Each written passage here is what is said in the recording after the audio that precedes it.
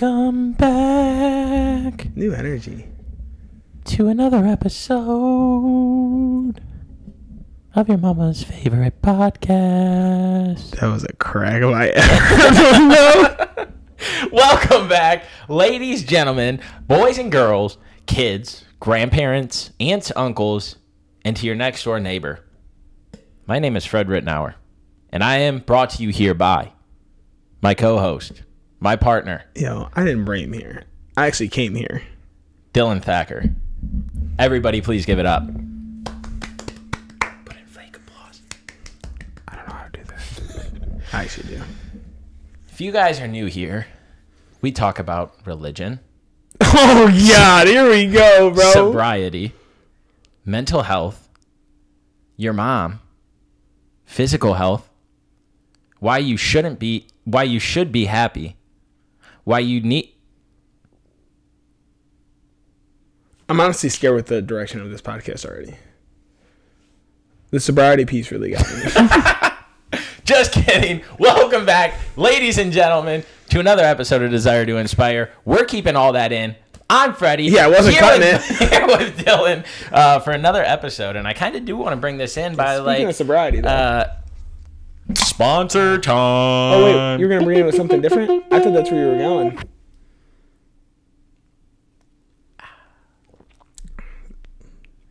Athletic Brewing Co. I haven't had this one in a while. Not one, but two. Dude. Not two, but three. Whatever quenches your thirst, Athletic Brewing Co. is here for you. The best in the business, non-alcoholic beer of all flavors. We got some new ones coming in. We're going to order that Oktoberfest that we've been talking about. They got new flavors dropping all the time. This is one of the newer ones that we picked up. Waves of Sun. It is delicious. We always have our OG one here, Run the wild. IPA that Dylan is drinking. But support them. Link below, Dylan20. Support them. Saves you 20%. Yeah, saves you 20% and you won't regret it. Regardless, you're going to be spending the money in the store, so why not support us and Athletic Brewing Co. with our Speaking partnership? of 20%, there's a 20% chance I have to leave this podcast and take a shit before it's over. Whoa. My stomach is on 10 right now, bro. Well, if you guys haven't seen, we have a great dynamic on this podcast. And I think that we need to introduce ourselves because although they aren't crazy numbers, one day we will look back and applaud ourselves. So what I would like to do, Dylan, is take the time to kind of give them an overview of DTI and ourselves. Oh, okay. I thought you went there, right? Some of you didn't say ourselves. I'm the worst at talking about myself. I don't like it. It makes me feel uncomfortable. It makes me feel like it's my first day at like school or a new job, and I need to like roll through some accolades real quick. Okay. It makes me feel weird. You like introducing yourself? I don't think I really like mind it. I don't think I hate it. I don't really like talking about myself either. My thing is like, no matter who we had on as a guest, I think I could write a good intro for them to like gas them up. Yeah. But I can't do it for myself. Kind of like Roan does on the Pat Bev pod. Have you ever watched that one? No. It's a Barstool One. Pat Bev, NBA player, plays for the Sixers? I don't follow basketball closely. Maybe. But they have a pod together, and Roan does like battle rapping, like old school style battle rapping, where it's like this and that and blah, say blah, like the Eminem type shit back in the day. And so he'll bring all of their guests in with doing that sort of thing. He raps about him? Yeah, it's fucking dope. Maybe I should start doing that. You should. Dude, every time I wear a hoodie here, I'm just sweating from the start. Yeah, I don't know why the AC doesn't work in here, but it also makes So my name's Dylan. I'm sweaty. I have to shit.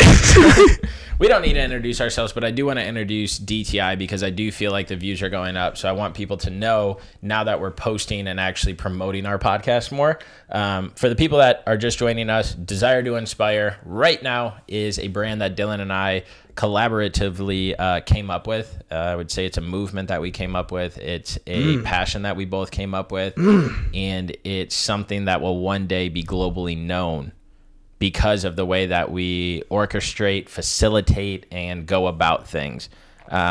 We want to help build a bridge between mental and physical health. We are not therapists. We will never portray, and none of the information that we give is like a therapist.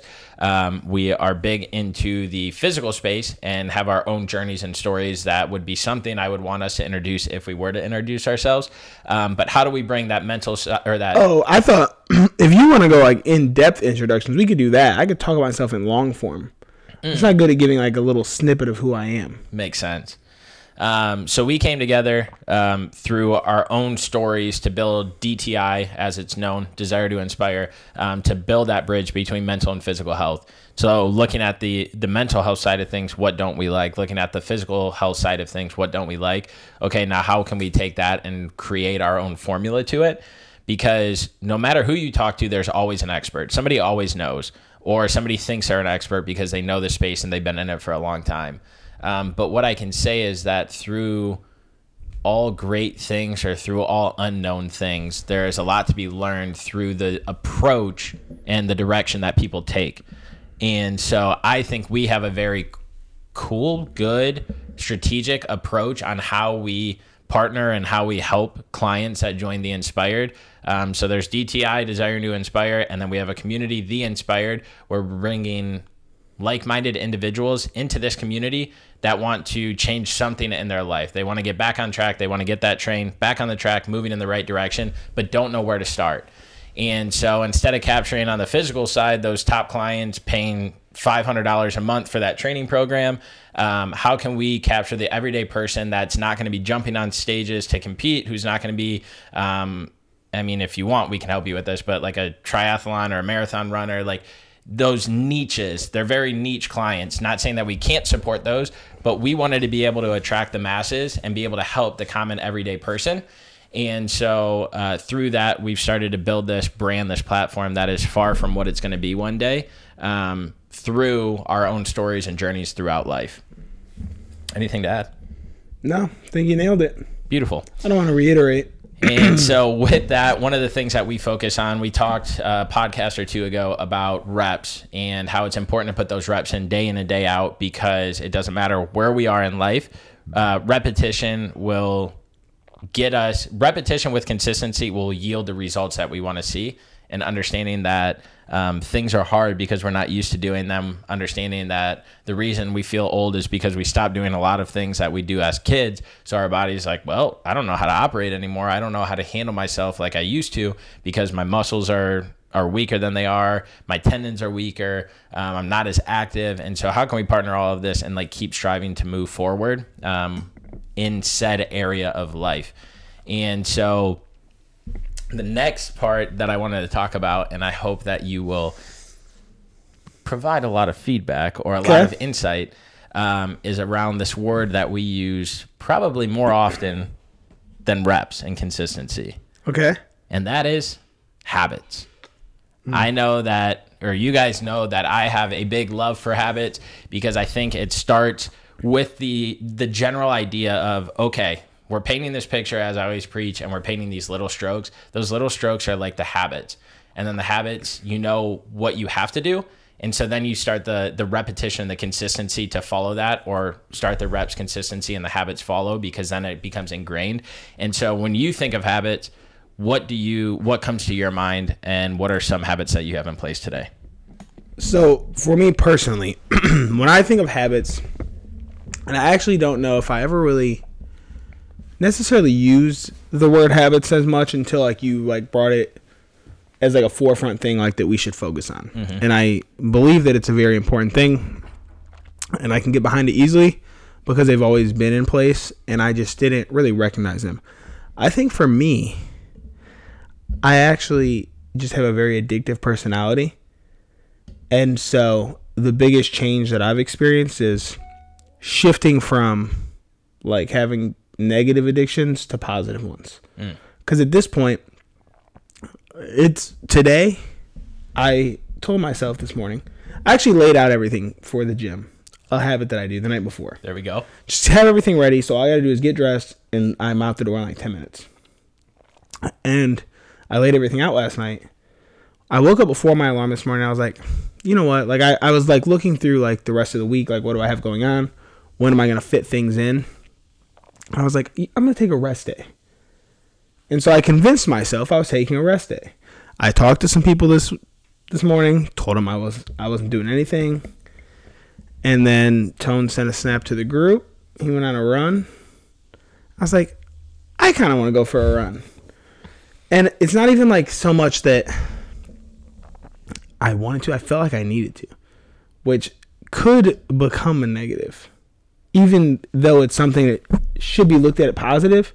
Because if I go every time, it's going to be a detriment. Yep. At least if I do like overexertion, because I could go out for like 3 miles and not be a big deal. And to give you guys context, he's currently training for a marathon. So why he's saying it could be a detriment is because he's already putting in a lot of miles each and every day of the week or throughout the week. And so that's what he's referring to. Not that one run is going to be a detriment. No, like if I did it every single day, and not, I think somebody could run 3 miles a day, 5 miles. There's people who run 10 miles every day. Yep. And your body conditions to it. But for example, I went out and did 8 today or 7 today. And if I did that every day during training, it's probably going to become a problem. Yeah. Especially when I'm supposed to have rest days. But I usually line up my lifts to not be on rest. So I don't have any rest days because I know I'm addicted. So mine, I feel like, isn't as much habits. They are habits. Yeah. But it's more of an addiction. I don't know if that's a good thing or a bad thing. But I feel like it's better than the alternative of having negative addictions. Yeah. I see what you're saying. Definitely. Not that I'm not so addicted to bad things. Yeah. Addiction, I wouldn't use. I would use the word habits in that situation because they are like habits that you've instilled in my mind. So like you said, laying out your clothes, down to something that you think is like the dumbest thing. Or sure, I'm not addicted to laying out my clothes. But actually physically moving my body every day, I think I'm addicted to it. Okay. Like in some capacity. Yeah. I like that. What are some other things that you do like consistently or have like a pattern habit in your day-to-day life? I mean, there's so many, like, because I don't even think of them. Talk like, about them. Yeah, I know. I'm like trying to like run through like what does my day look like? Obviously, I get to brush my teeth. That's a habit, but that's everyone's habit. But that's just as easy as it can be anything. Okay, so let's talk about that. So your morning routine is a habit that you've had in place. You don't look at it that way. So like, what do you do every morning to make sure that you have a productive day, or what do you like to check off the boxes? I'll be very honest. I don't have a great morning routine right now. My morning routine consists of getting out of bed, taking a piss, weighing myself, brushing my teeth, getting dressed, and walking out the door and going to the gym. Okay, boom. There's habits in there. 100% they're habits. There's morning routine in there. Yeah, but like because then when I think routine, it's like a 30-minute process of like setting up your day where you sit down, you meditate, you journal, you do all of these things productively. Because then when I come home from the gym, there's not as much routine, I would say. I have things that I do throughout the next 4 hours. What do they look like? But they're at random. Taking Ziggy for a walk. Sure. Making breakfast. Taking him for a walk. Editing. And then writing of some capacity. Yeah, if I have something to edit. Yep. Yeah, look at it, and the way I look at it is that habits doesn't need to necessarily be something that we have in place day in and day out, but like a habit for you is you know where your forks are in your apartment. So like it's a habit, like you pull open that drawer and you grab the forks. A habit is knowing that in your nightstand, your glasses are there that you want to read in, not you necessarily. I'm just speaking out loud. Like your glasses are in there, and if they're not there, it's like, what the hell? Where are my glasses? It's a habit. My book does sit next to my bed so that it becomes habitual when I pick it up. Because if it's not there, I'm not going to read it. So this week, I've noticed that, I have a lot of habits that I've set in place. And so like my morning routine, which I've talked about plenty of times, but like to reiterate, to give people who might not have a morning routine, which I think is extremely important to have. I get up at 4:30 every day, maybe 4:35, walk out, pet Mr. Deckums, give him a little morning rub, go into the bathroom, take a piss, come straight into my room. I take a progress photo. Not necessarily because I'm like reaching for any sort of like huge milestone or gain, but it lets me look back and track like what I've looked like throughout the year, and then years since I've been doing it a while. Then I'll journal. I will get dressed. I'll go back in the bathroom, brush my teeth, put my hat on, grab my keys, my headphones, and I'll walk out the door. You wear a hat every day? To the gym, I do, yeah. And so then I'll get to the gym. I'll do my workout. After I finish that, I come back home. I drink my coffee on the patio with Mr. Deckums. I write for DTI. I get the clips that I'm going to post ready for the day and send over to my phone. I need to instill that habit because I've just been sending like 20 at a time so that I just have them on hand and I can throw some out. You better be checking them off the spreadsheet. I do. Okay. I check off all 20 at once. Yeah. But then they're just in my phone. I got to remember which ones I already did. And then after working on DTI for like an hour and a half, 2 hours, might pick up my book before work. If not, jump on my work computer. What I need to get back into is showering like right away. But dude, I'm bad about this too because I've been doing 2-a-days, like 3 or 4 times a week now. It's like, why am I going to shower? I'm about to go for a run in 4 hours. Yeah. But then what I do is I put on another outfit so I look presentable in my morning meeting. And now that one's dirty. And I'm just piling up laundry every 4 days. Yeah. Not that I'm already not from 2-a-days, because I am. Yep. What I was going to ask you, like as you were going through your morning routine, is how, because you said you wear a hat every day, and it sparked a thought. How like important is what you wear to the gym? Not important at all.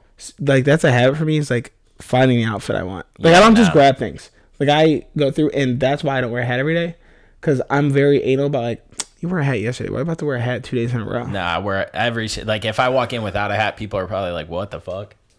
Yeah, dude, I'm like very anal about what I wear to the gym. Nope, I got my gym shoes, like my actual gym shoes that I wear to the gym, on a shelf. I pick a pair of shorts that will dictate what shoe I wear, and that will dictate a top I wear. So you base it off your shorts solely? Yeah. Yep. And so, reason I don't even know where I start. I just like I have like usually one item that I want to wear, and it also goes off of. See, I post. That's also a habit I do is I post a photo from the gym to my story every day. Yeah, you love the gym selfie, but it's not for me. If I love the gym selfie, I'd put it on my timeline. I post to show that I'm there, and I actually get more responses on gym selfies than I do like a clip that we post, where it's just like just randomly people be like, hey dude, like glad to see you're still going at it, like keep it up, whatever, like it's motivating me to be accountable again. And so like then people will reach out. It's literally just a show. I'm still here. I'm still doing this shit. And that's a habit. Yeah, it is. Yeah. So they're all important. So like doing stuff like that, because you don't know who it's going to influence. And so as I'm talking about my morning routine and those habits that I have in place, I was viewing habits as that. It's like something you put in place and you do daily, so that way it becomes part of your routine. You put in the reps, it becomes consistency. Next thing you know, you're not really even thinking about it. That one just happened. Because it's in there.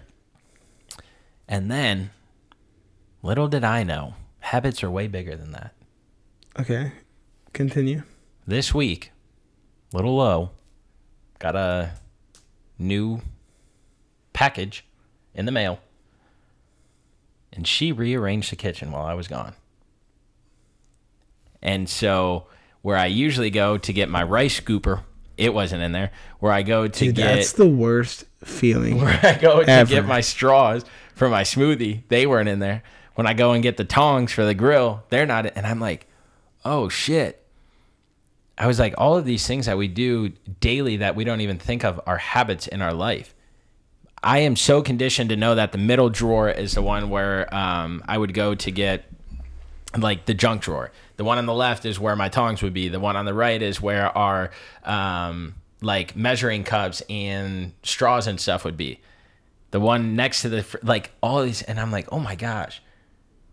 So then I think about that and I'm like, dude, this could go like so much further, and it doesn't even have to be instilling new things in your life or making sure you're doing stuff day in and day out. It's the stuff that we're doing routinely, and that's where another word comes in. It's our routine. Like we know where it is. And so like we have formed that routine, that habit in our life to not even think about it.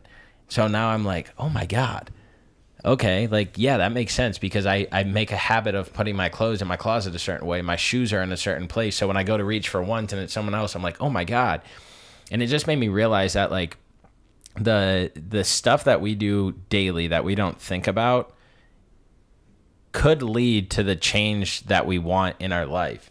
Because if you think about it, if we're doing stuff daily because it's like, oh, this is just a habit, this is something that I do day in and day out, it's been like this for years, like I didn't even think about changing it, that could be that something that sparks that fire in you to be like, no, I need something like, I need to organize my life. I need to not live in clutter. I need to not live in a mess, like whatever it is. You alter that, and the next thing you know, it's altering different things in your life because it's changing up that norm. And now you got to think about stuff again. And now stuff that you didn't used to think about, you're thinking about because it sparked that idea or interest in you because of you're going through it. And so I was like, this is something that we need to talk about because it's not always adding something to our life. Sometimes it's taking a step back and realizing the habits that we have in or the patterns that we have in our lives and altering those to get some sort of starting ground in order to be able to like move forward with said thing that we're trying to achieve. What would be an example of that? Like, what would you alter to be a starting ground? It could be as simple as like organizing your closet. Most people think that they live a better life because, it may look messy to you, but I know where everything's at. Trust me. Well, no, trust me, you don't know where everything's at. So put your clothes in a designated area. Yeah, they think they do, but their whole life's not really together. I'm saying, I've seen some messy rooms where they know where it is. Another thing could be like organizing your desk. A lot of people, you go into their desk and there's papers. I mean, maybe not as much nowadays because of technology. There's papers, there's folders, there's mail from 4 or 5, 6 months ago. Like, I'll get to that. I'm bad about like if I bring in mail like that I need, I'm just leaving it there for way too long. Yeah. I'm like I already fucking did this. Why sort is it still through sitting it, here? Pay the shit you got to pay, get the things done, and then throw it away or move on. Like, we stack all of these things on top of each other. Another thing could be like the desktop on our computer. How many people have you met or been in a workplace, like when you were in office, you look and their desktop may look organized to them, but there's shit everywhere. My uncle used to have his entire, you can even see the picture. Yeah. Just individual icons. And so that's where I would pin it to is those things. My dad used to always tell me, and I didn't see the value in it until after he passed away. He always said, eliminate the confusion in your life. I'm like, okay. Didn't think anything of it. Didn't think anything of it. You know that fucking sock basket that I told you about like a month ago on one of these episodes? We had a sock basket at home that was probably this high, just filled with unmatched socks. So every single day, we're going in there and we're trying to find them. And it may seem organized or a good routine, like, oh yeah, just throw them in there. Like, there's it's so much easier just to organize them as soon as you do your laundry. Exactly. So like those little things, bro, that I didn't even think of when I was like younger, to be like, no, let's fold these so that way we can just grab and go. We don't look at those habitual things that we're doing day in and day out as something that needs change because it's like a part of us at this point. But if we start with that, we start eliminating that confusion in our lives that my dad always talked about. I think there's a lot to gain from that. And so using the closet analogy, or even like... Yeah, even like me getting my outfit ready. So I don't have to think about it in the morning. Yep. Because if I have to think about it, it's going to give me more time to talk myself. Just get back in bed. Like, you got to get up and get an outfit before you go to the gym. Like, especially because I know the way I am. Because it's hard enough waking up at 4:35 in the morning to go to the gym. But you know what's harder? It's feeling like shit at the end of the day because you haven't been active. It's the same thing where... It may be hard to eat healthy, but you know what's harder is taking medication and having to go into the doctor because you're overweight. It may be, or it's hard to read or study or watch a podcast versus listening to music, but it's making like all these things. Like, what's the trade-off? Where's the value? You're going to suffer now or you're going to suffer later. Yep. It's up to you. And eventually, if you suffer now, it doesn't become suffering anymore. Just to let you know. It becomes a habit. Yeah. It just becomes very normal to you. Yep. So much so that when you don't do it, you're freaking the fuck out. Like me today. Because you could even start with like putting the dishes away after like dinner. How many like friends' houses did you go growing up? I know I've been to it, so I can use this as an analogy. But like after dinner, they would just pile up the sink and they would just sit there.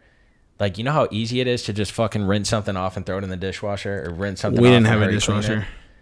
Clean that shit, put in the little thing on the side of the sink.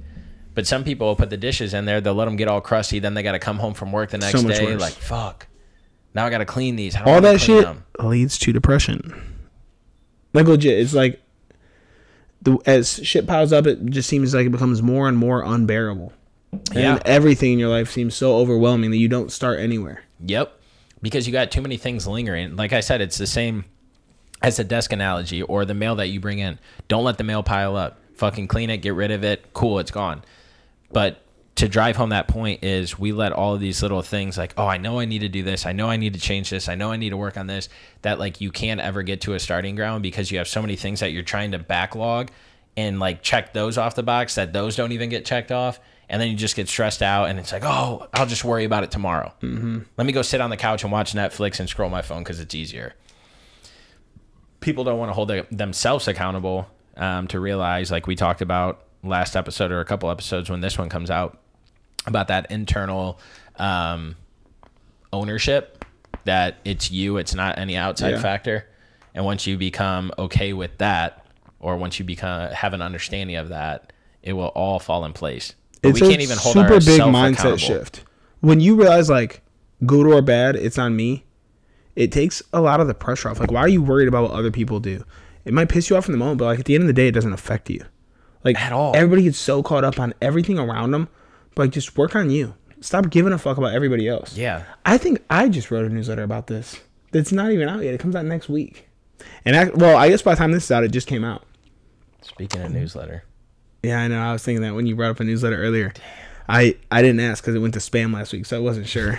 I have it typed too. I have 2 typed already for like the rest of the month. All right, we'll drop it tomorrow. Sorry about that. We got a weekly newsletter. You can sign up in our link tree. But yeah, it's talking about like it's a very common quote. It's not like I made it up or anything. But like a boat doesn't sink because of the water around it. It only sinks when the water gets in it. So everything that can be going on around you is only going to bring you down if you let it get you down. Like if you take it and you internalize it and you accept it for what it is, then it can bring you down. But like if you don't let that shit get inside of you and in your head, you're good. I like that. I forgot I wrote it, honestly. We could go into a whole different spiel about that. Yeah, Let's we say could. that for another topic, because that actually is something that I think is worth talking about, because that stems to like how much you say to people, how much you care about the outside factors. Like we could get into so many things that I think would be good for us to discuss on a podcast. And I think we need to drive home the point, just like we did with that last one about repetitions, this one with habits. Because again, when we learn to be able to take care of ourselves, when we learn to manage ourselves versus everything else around us, you can just see a path clear for you, and you can start going towards those things that actually matter to you and that you've been wanting. Because how many people right now are sitting at home being like, oh my fucking God, it's October 4th. I said I was going to do X, Y, and Z. I said I was going to reach X goal. I said I was going to, and now they haven't done shit. So it's like, let's chalk it up. The holidays are almost here. Let's wait until next year. Now you're about to just waste 90 days. Yep. Don't fucking wait. Don't settle, and stop putting yourself last and start putting yourself first. I'm leaving it there. Mic fucking drop. Have a great day. Kiss your mom. Tell her we love her. It's on. Peace.